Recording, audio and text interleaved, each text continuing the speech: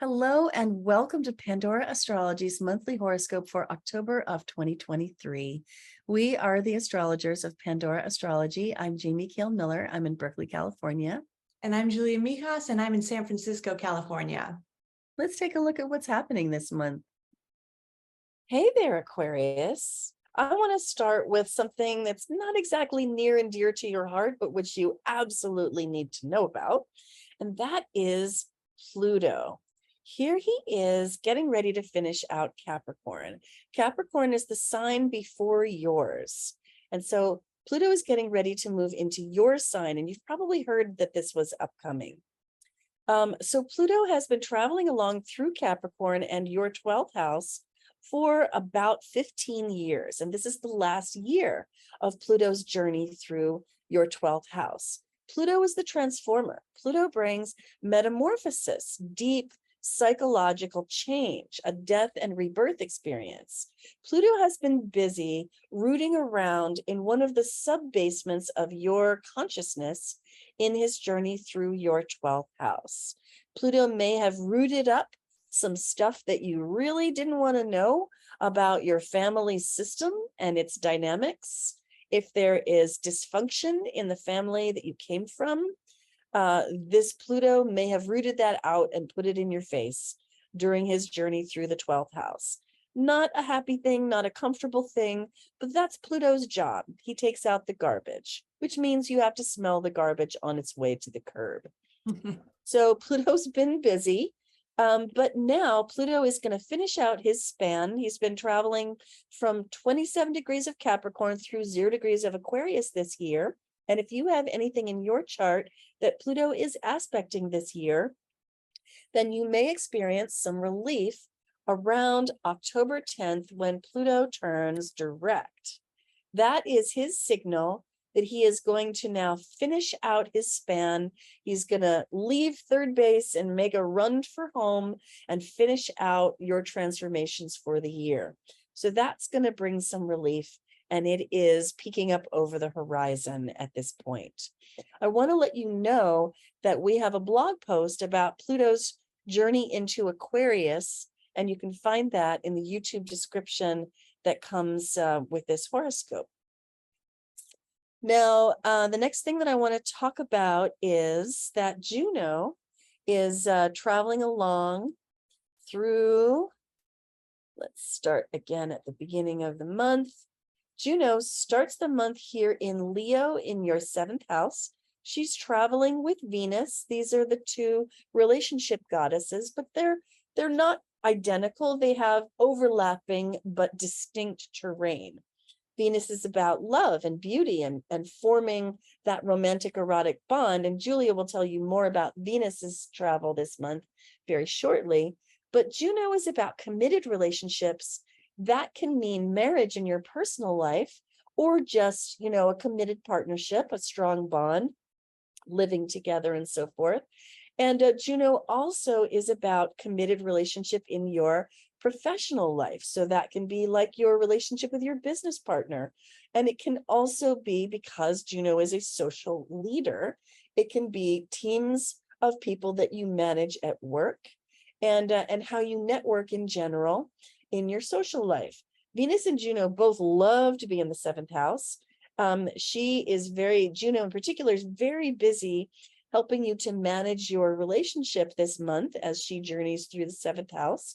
So this is a really great beginning of the month time for doing some negotiating and having some sit down conscious conversations where you can arrive at a more fair and equitable set of agreements with your partner. So that's a really great thing to do in the beginning part of the month while Juno is still here in the 7th house. Later in the month, around mid-month, she moves on into your 8th house. The 8th house is the more deep and intimate terrain of relationship. And so Juno can settle into this house and help you to find ways to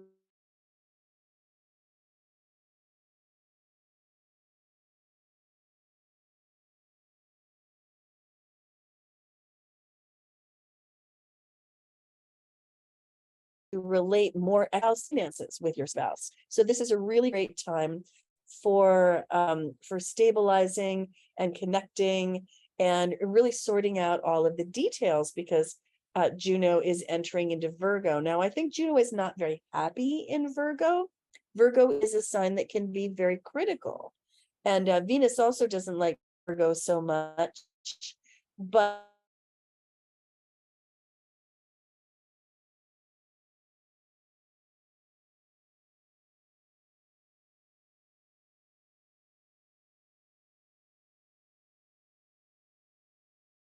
but this aid them and organize those things a little bit better. Like sit down with your spouse or your business partner and talk about, like, how are we going to work off this debt that we share in this relationship?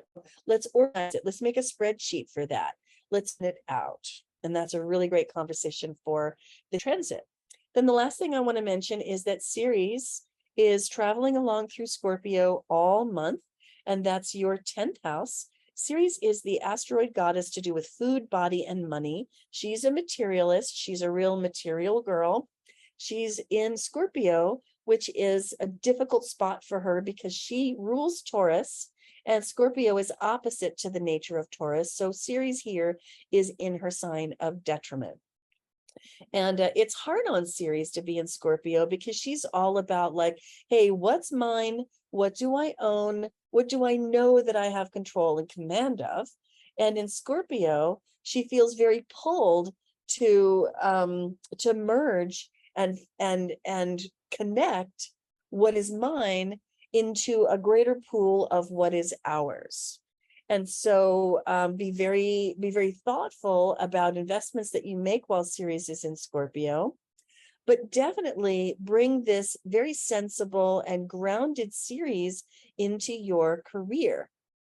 And Ceres being about money, you may find while Ceres is passing through your 10th house that you want to ask for more on the job, or you want to reevaluate the worth, the value, the benefit that you bring to your job, and see if maybe you could get more. But here's where the caution comes in. Because Ceres is in Scorpio, you may have to avoid approaching this in a way that is pushy, underhanded, sneaky, where you're trying to pressure your boss or the people in HR or wherever, to give you what you want in the way of a salary. And Ceres is not very good at that. Ceres is not in the business of pressuring. That's really Mars's job. Fortunately, Mars will be in your 10th house in Scorpio, and that's going to be terrific. And Julia will tell you about that quite shortly. Hey, Julia, what's up with Venus, Mars, and Mercury for all the Aquarians out there? Well, hey there, Aquarius. Let's start with Venus. She begins the month in her favorite house, which is the 7th. She's there for the first 8 days, bringing luck, pleasure, and harmony into romance for you. So if you have a partner, this is a fabulous transit for just connecting with them, finding harmony, especially if you guys have been fighting lately. Now you can start getting along and actually enjoy the relationship. And if you're single, fabulous, fabulous time to get out there and meet somebody new, because you are drawing relationship luck into at the start of this month. On the 8th, Venus goes into your 8th house, and this is a different feel to it. She's there for the rest of the month. The 8th house is a house of intimacy. So if you do have a relationship, you guys might find yourself maybe becoming physically closer, or maybe psychologically closer too. So Venus in the 8th house is a time of maybe sharing resources more with your partner. Maybe they put you on their health insurance and you save money every month. And, there's a little bit of trust that always goes along with that. Or maybe you guys open up a joint credit card using their credit, which is a little better than yours. Venus in the 8th house can bring more physical intimacy into your life, not just sort of fun, casual sex, but, the deep psychologically merging type of sex, which can get you a lot closer with your partner. And, somebody new that maybe you're dating. Now, Mars, the planet of action and activity, starts the month in your ninth house. This is a house of legal affairs, adventure, travel, education. If you are in school, you could feel very, very driven right now to maybe get through those papers, get through those tests, but you might also not be seeing eye to eye with your teachers during this transit. It's also a time where you are really motivated to get out there, have an adventure, do something new, go travel. And if you are able to do those things, awesome use of this transit, but you might run into some frustrations along the way as well, like, delays or, disagreements with airline company or something like that. Mars in the ninth house might also mean that you have more fights over your opinions and beliefs with other people, which are ruled by the ninth house. Then by the 11th, Mars enters your 10th house, where he's going to be for the rest of the month. This is a house of career and your reputation. So Mars in the 10th house, you are driven at your job. You're working hard. If you do any work on your own, that's a really good time. This is a good time for it because Mars is really independent. He doesn't like being micromanaged by a boss. He thinks he knows better than the boss. So those might be themes in your at your job this month. Mars in the 10th can also run into flare-ups with authority figures. So that can be anybody from a police officer writing you a ticket, or your parents, or maybe a teacher at school. And you might also be a little frustrated over your reputation. There might be somebody saying something that you disagree with, and you're kind of ready to set the record straight. But definitely use this transit to just get as ahead as you can at your work, or whatever your life direction is, because you can get a lot done, which is really a constructive use of this transit. Hey, Then, Julia. yeah. Hey, Julia, do you think that the sheer force of will and relentlessness of Mars in Scorpio can serve Aquarians during this transit? Well, definitely, since this is happening in the 10th house, it can definitely serve them in terms of getting through a lot of work in career or their job. Fantastic. Yes. And then finally, Mercury, the planet of communication and mentation, starts the month in the 8th house. He's only there for a few days, but that means that your mind is on more intense psychological and financial matters. Good transit for strategizing, having conversations about money, maybe thinking ahead about how you can build up your credit so you can maybe get a better credit card. That's a great use of Mercury in the 8th. But early on the 4th of October, Mercury enters your 9th house. So in the 9th house, Mercury and the 9th house do have some things in common. They're both about they're both intellectual in different ways. So Mercury in the 9th really likes to learn new things. It's a very great time for if you have to do any type of writing for school, or writing some applications to apply to a school or a higher education program. Mercury in the 9th house also does love to get out there and travel and see new things, because Mercury has such a thirst for exploration. And Mercury in the 9th house might mean that you're really drawn to a lot of philosophical topics now. Maybe you want to learn more about the world. Maybe you're planning a next trip too.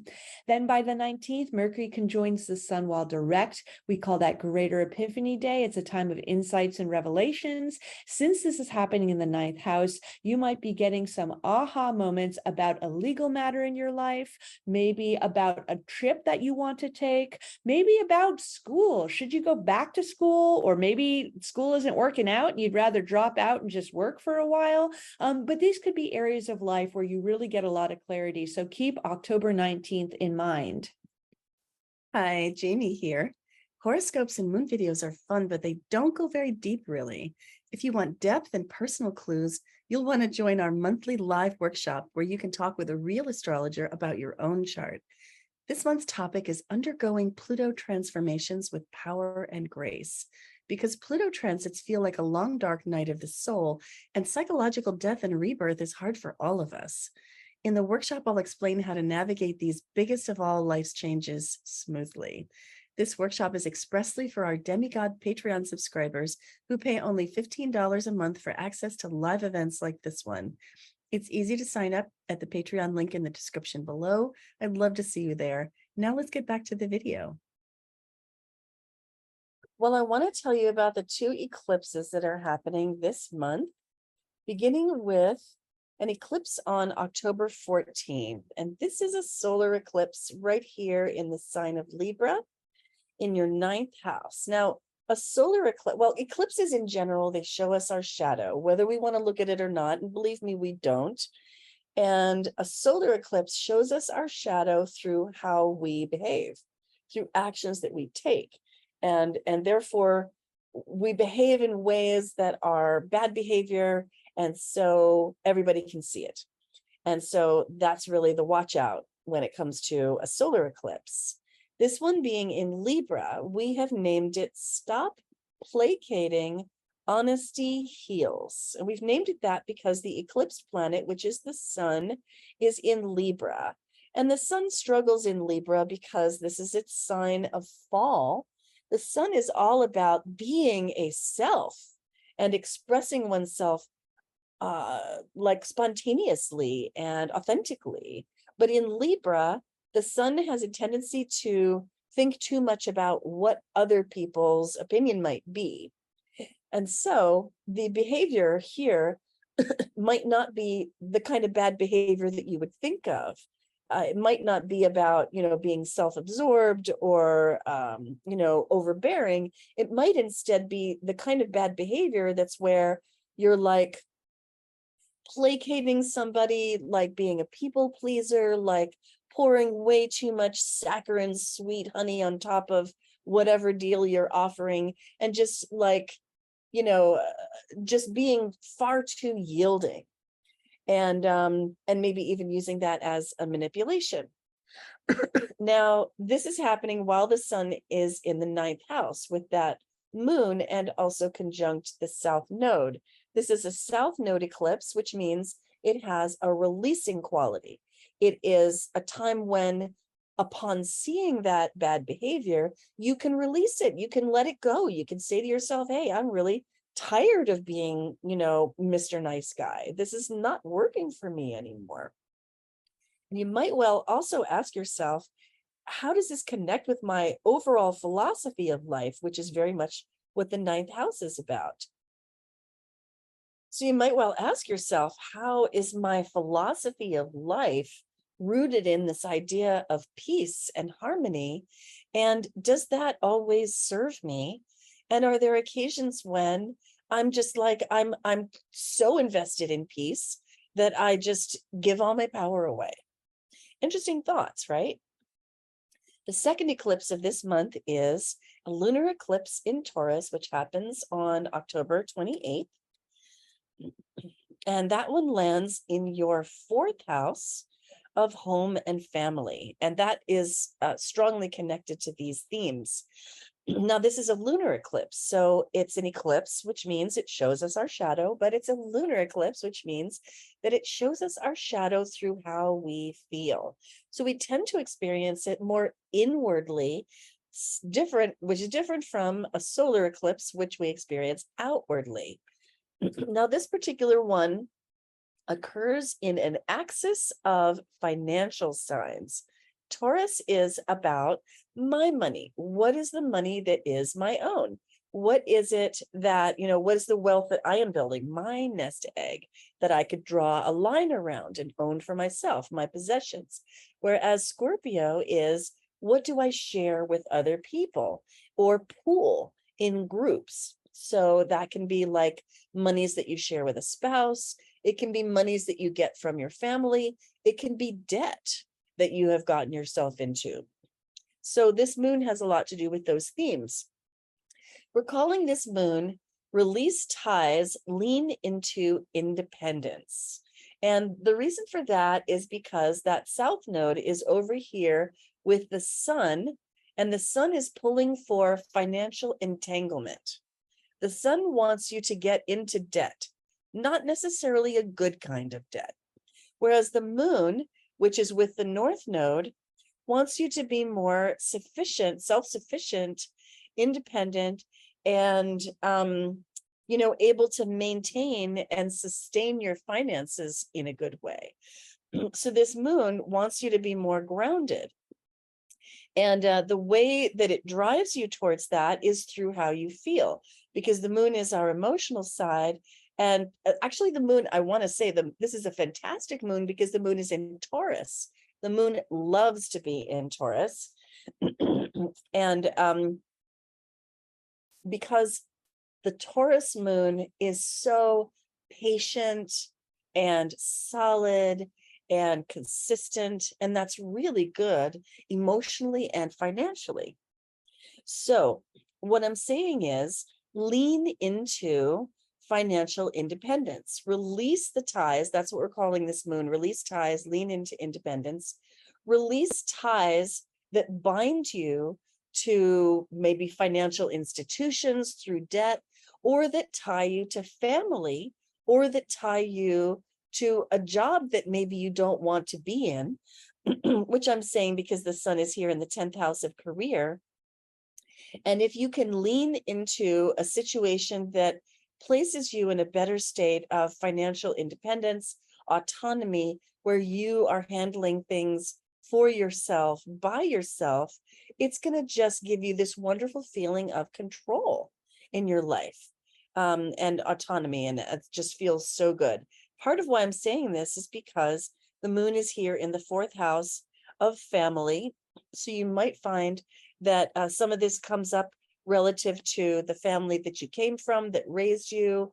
If there is like an inheritance in the offing and some family member has been holding this over your head for years, maybe it's time for you to care a lot less about that inheritance and stop waiting for it. Especially if it ties you emotionally to people that, are just not very nice or maybe controlling you with it. So those are the sorts of things that you can watch out for under this moon. Now, then the last thing I want to talk about is the seasonal change. And that happens on October 23rd. The sun moves into Scorpio right here in your 10th house. And earlier in the month, there was a large grouping here in your 9th house, which is the house of the seeker. It's the house in which we develop our worldview. We design a worldview that can explain life to us and help us to find meaning. This is also a house of travel and adventure, exploration. While the sun was in your 9th house, and while the 9th house is so occupied, is a really great time for traveling, for planning trips, taking trips, for expanding yourself as a person, perhaps by, signing up for a higher education program. And so it's a really great time for expansion. But when the sun moves on into the 10th house, the emphasis shifts. And you can see that several planets land here in the 10th house by the end of the month too. So the emphasis definitely shifts over to the 10th house realm, which is career. And so this is where you begin to care a lot more about your career and your authority and your expertise that you're building, and whether you are respected and whether there is upside potential in your job. Now, the sun travels through this house for about 30 days, starting on October 23rd. Wherever the sun goes, we want to pay attention. The sun is the brightest light in our skies. The sun represents and symbolizes attention and the light of consciousness. So wherever the sun goes, you want to pay attention and shine the light of consciousness into that life arena. And attention and sunlight is life-giving. It plumps things up. It gives them life force energy and vitality. So as long as the sun is traveling through your 10th house, this is a really great time for you to put high quality attention into your career, to shine in your career, to show up as the royal person that you are. Now, I do want to say the sun is in Scorpio while it travels through your 10th house, Aquarius, and you may not be somebody who wants to garner attention, to draw fire, to be a target of attention in your career. You might be the kind of person who wants to operate a little bit more behind the scenes, stealth mode, let's say. And so you might want to really shape and mold that attention that you can get in your career this month, and sort of soften it into something that's easier for you to take. Yeah, so the sun will be traveling along through your 10th house for about 30 days. It's a really great time for shining at work, and that doesn't have to mean being the brightest bulb in the room if you're not comfortable with that. Well, that's all for today. If you love Pandora Astrology's free and informative horoscopes, then please do hit that like button, subscribe to our channel, and share our horoscopes with your friends. You can find out so much more about how this month's transits affect you in very personal timing in our monthly Patreon workshops. Find the link in the description below to get started. And until next time, we'll see you around the cosmos. Bye-bye.